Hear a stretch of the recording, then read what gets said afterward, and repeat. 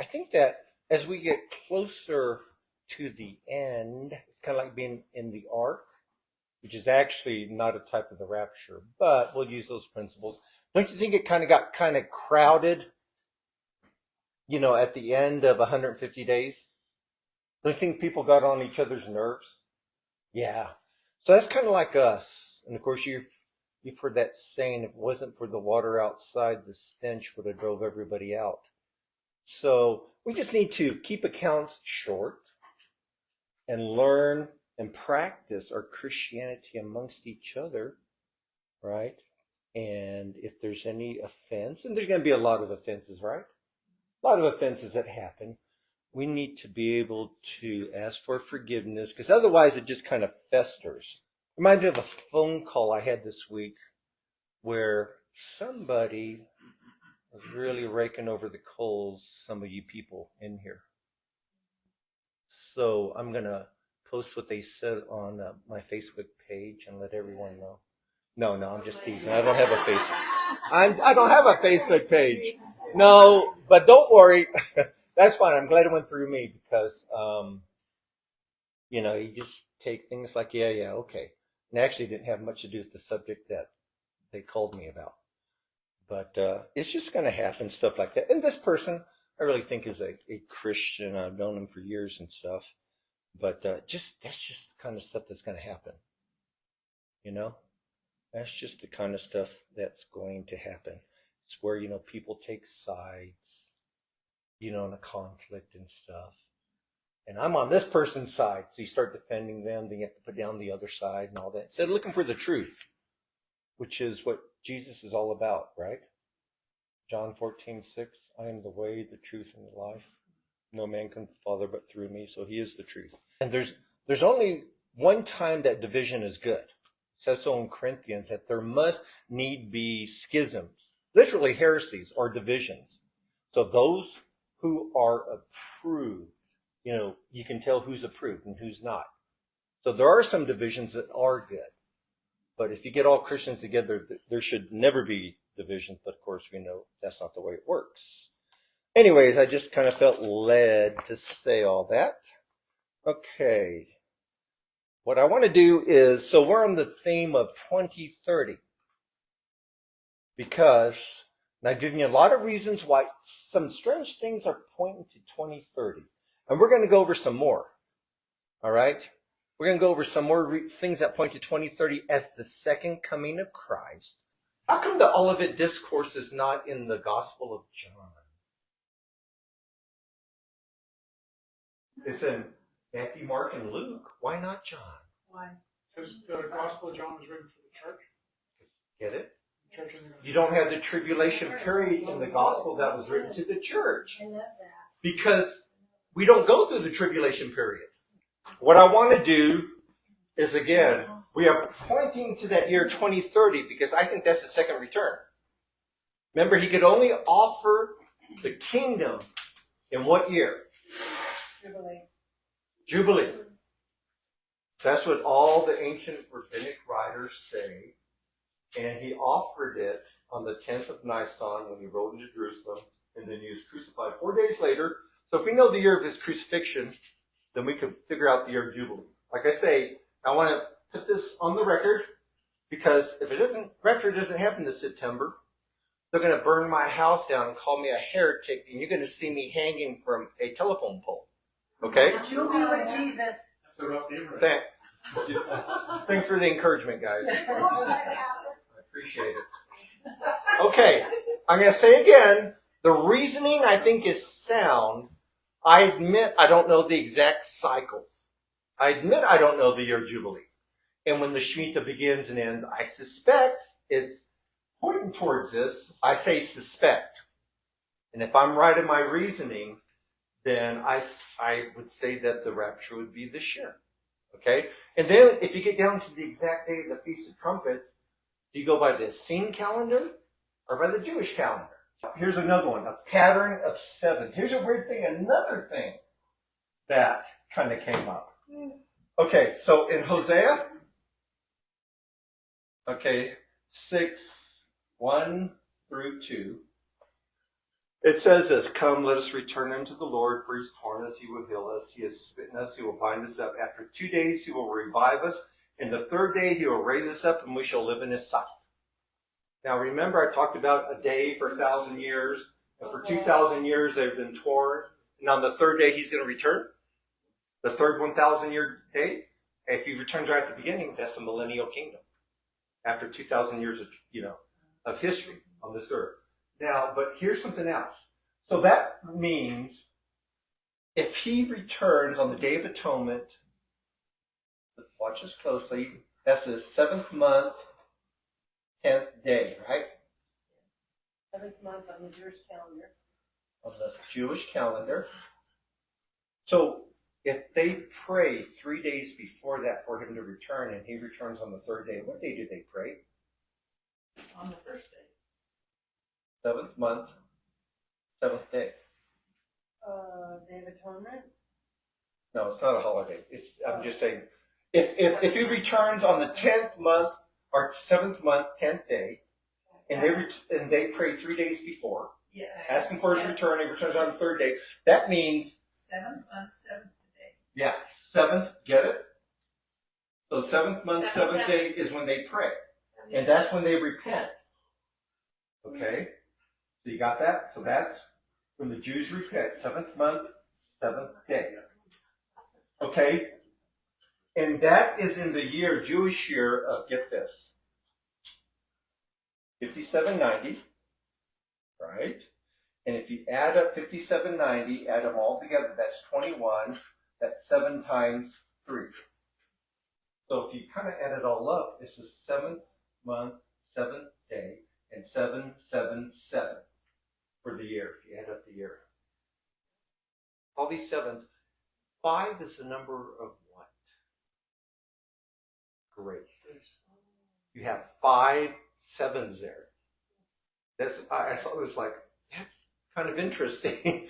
See, I'm sure, because there's a mathematical property to the scriptures, that as we get down to and start tearing it apart by the computers, things that couldn't be coincidental. Okay, this is just a little hokey thing that I feel like, if it's true, God revealed it to me. In Revelation 4:4, there's 24 elders in heaven. All right? And some people, remember what happens in Revelation 2 and 3, that's the church age, 7 churches, and they each correspond to a church age. Then in Revelation 4:1, what happens to John? He's raptured up to heaven. Oh, there goes the church. Right after the church age, John is raptured up to heaven. And then in 4:4, he sees 24 elders. And you know who those 24 elders are? Yes, the church. And I'll show you why. Okay, I'll show you why. Remember the church gaps. I'll give you church gaps. In the Old Testament, you go from one statement to another, and you have a 2,000-year church gap. Kind of weird. Like, for instance, if you go to Isaiah 9:6, familiar passage, it says this, for unto us a child is born, unto us a son is given. That's his first coming, right? Then, and the government shall be upon his shoulder.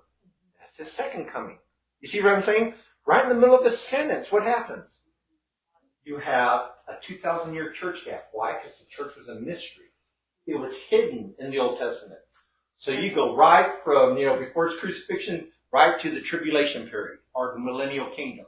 And then there's the church, because they didn't see the church. Let me give you some other quick ones. Daniel 9:24 and 25 give the first 69 weeks of the 70. And also in Daniel 26, that's the church gap, about where he's crucified. And then you get to Daniel 9:27, and you have the Antichrist making a covenant with the many, or the Jews. That's the 70th week. So between passage 25 and passage 27 are the 70 weeks, and in between is a period of time that's a gap. So right there's one. Isaiah 11, 1 through 4, it starts off, and there shall come forth a rod out of the stem of Jesse, a branch out of his roots. Talking about Jesus. Because Jesse was David's father, and of course Jesus is in that line, the son of David. And it says this, But with righteousness he shall judge the poor and reprove with equity the meek of the earth, like that one is here, and he shall smite the earth with the rod of his mouth, talking about the second coming. So he jumped with that church gap. And there's other examples I won't go through, but watch this. Okay? So, you have that. Now, right on Rosh Hashanah 2023, that's the Feast of Trumpets, right? Yes. So, if that's really the trumpets, right then it's going to turn to the year 5784. And guess what those add up to? 24. So, how many church gaps are there in the Old Testament? 24. The year we're raptured, that begins the new year, that adds up to 24. John's raptured up to heaven. How many elders are there? 24. Okay? So you start putting that all together, and either this all works or I am crazy. Okay? Because these numbers just come, and then this is going to be really strange. I'll do this real quick, and I'm not going to explain it to a triangular number. Okay? Nobody knows what that is, and neither did I before I looked into this. It's like 1 plus 2 equals 3. Then you start with the 3. And you go 3 plus 3. Okay? In other words, this becomes this number, and that one keeps getting higher. The 3. It's kind of a weird formula. I don't know. Anyway, so and then when you do it, where they will form exact triangles, like 3, or then you put 4 at the bottom, it's still exact triangles, right? The 300th, okay, the 24th number in that forms a triangle is 300. 300 is the gematria of the Spirit of God in Hebrew in the Old Testament. We're sealed with the Spirit of God. So 24 again points to the church. All right. Now, last one. Do I have time for this? Yes. Yes, I Rhetorical question. do. Okay. This is the main one right here. This is the one I've been saving up for. Ready? Watch this one. This is even trickier than the rapture generation. Ready? Joseph and Yeshua. Joseph and Jesus. Joseph, there's over 100 different ways he's a type of Christ. Okay? And I'll go through. Both are shepherds.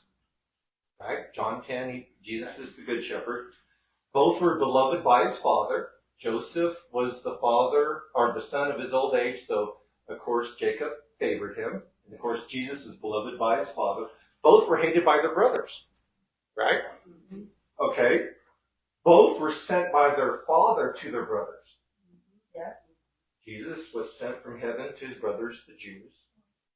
And then remember, Jacob was looking for his sons, and he sent Joseph out to get them, right? Both were stripped of their garments. Jesus when he was crucified, and Joseph when he was thrown into the pit. Both suffered, although they were innocent. All right? And there's actually nothing bad said about Joseph in the scriptures. Okay, so that both had blood-soaked garments. Jesus did when he was crucified. And then remember Joseph, what they did with this garment, dipped it in goat's blood to the Father. Now, there's only one difference. And watch this difference. Here's the difference between them. Okay, they were both betrayed, right? Yes. For silver. Joseph and Jesus. Now here's my question. How much was Joseph betrayed for? 20 pieces of silver for Joseph. And then Yeshua, okay, was betrayed for 30 pieces of silver. So that's inflation. Now, Mister's explanation for this is simply this. Well, Colossians, Jesus has the preeminence in all things.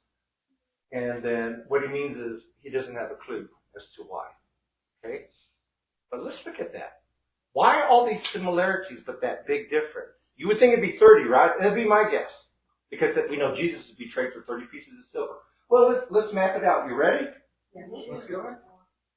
First, Joseph was betrayed for 20, and then Jesus was betrayed for 30. Ding! 20, 30. And that's the time. Now remember, the connection with the blood-soaked garment. When Jesus returns, his second coming in 2030, he has a blood-soaked garment. He's coming from Basra according to the book of Isaiah. Wow. Okay? So again, little remnants, there's not one that I would say, okay, see that's when the rapture. You can't do that. I'm just saying it's the accumulation of a lot of things that as I went across, it's like, man, that's kind of interesting. Okay? 2030. All right.